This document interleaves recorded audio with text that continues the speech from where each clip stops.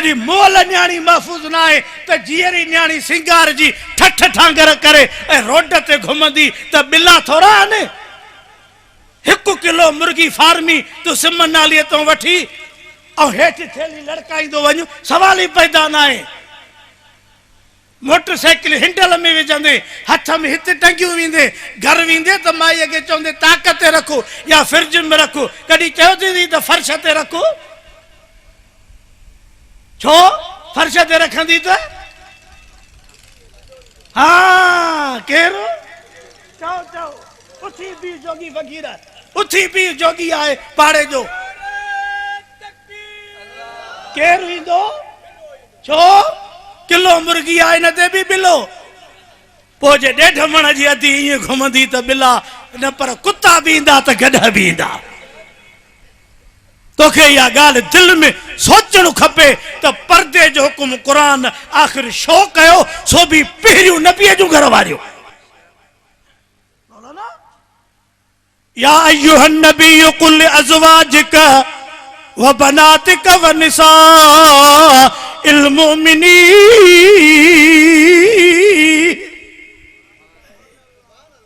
सदको वञा क़ुरान इन जे करे जो नमाज भी पो, रोजा भी पो, ज़कात भी पो, हज भी पो, अॻ में गैरत। भली बेशक चुप करे कयो, सुभाणे अल्लाह भी न चओ, नारो भी न हणाए, मुंहिंजूं ॻाल्हियूं ॿ ॿुध। पहिरियों नंबर गैरत जो अमल आहे।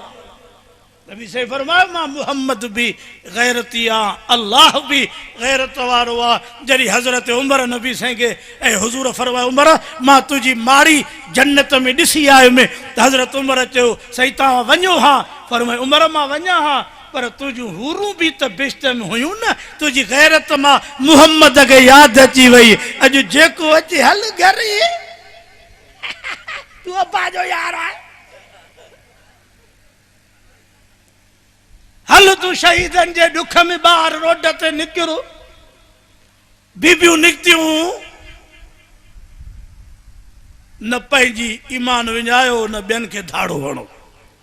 ईअं जेकॾहिं का बुख थी त रोड ते वेही करे पिन 5008 मिली वेंदई, बाक़ी कूड़ हणी उम्मत जे न्याणियुनि ऐं अदरनि ऐं भेनरुनि जा पर्दा ख़तम न कर। ईअं बुख थी त रोड ते गंज मिलंदी, छड़ो बीह रहो, कोई न कोई 10-10 20-20 इहे पिनण वारा बि अल्हम्दुलिल्लाह हाणे गंज करे विया आहिनि। छड़ो 2 कलाक सोस में वेहनि था, बाक़ी मोट ते हेड़ो रुमाल ईअं था बजी वञनि जो लूसण खणी आए। तो खबर पई ते मंडन जा भी ठीका था खजन, जेके टूल प्लाज़न ते रोडन ते वेठा आहिनि न, इन जे पोयों भी हमरा लगा पिया आहिनि, पुॼाए भी वञनि था, खणी भी वञनि था।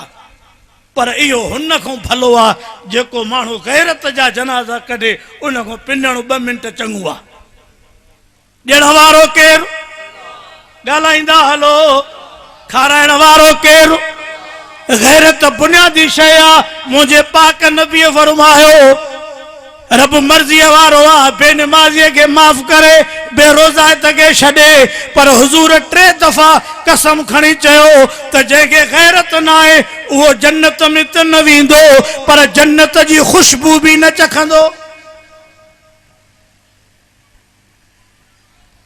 उहो मौज़ू मां अर्ज़ु कयो थम, मता मूंखां अॻु भी कंहिं न कयो हुजे, मता पोयों भी कोई न करे सघे, त मां पंहिंजो हक़ अदा कयूं वञा।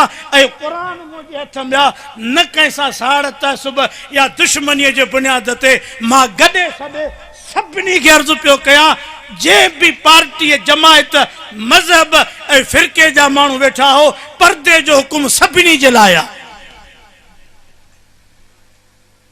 टाइम मूंखे ॾसेयो आहे,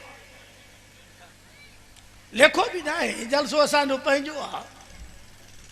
पर हे जेको मां मौज़ू छेड़ियो हो न, इहो पर्दे वारो, ॿियो न त बि 3 बजे ताईं मुंहिंजी नियत बिगड़ियल हुई, पर हाणे अची वियो आहे त इन जे करे मां इन खे हेठि खणी थो अचां। पर्दे जो हुकुम शामे आहे। पहिरियों कंहिंखे? नबीअ जे। ॿिए नंबर में नबीअ जूं नियाणियूं। अम्मा फातिमा त दुनिया के सबक ॾेई वई, उहो पर्दो कयई, उहो पर्दो अम्मा फातिमा कयो। जंहिंजो मिसाल दुनिया में कोन जो मिले पियो। अॼु जेके औरतूं अम्मा न्याणियूं चवनि थियूं त असांखे अम्मा फातिमा सां गॾु जन्नत में सफ़र उहे रफ़ाक़त मिले, उहे पर्दो कयो, उहे ॿाहिरि न निकिरो, रोडनि रस्तनि जूं सिंगार न थियो, बाज़ारनि होटलनि मुला तावीज़नि ऐं पीरनि मुर्शिदनि ठगनि वटि न वञो।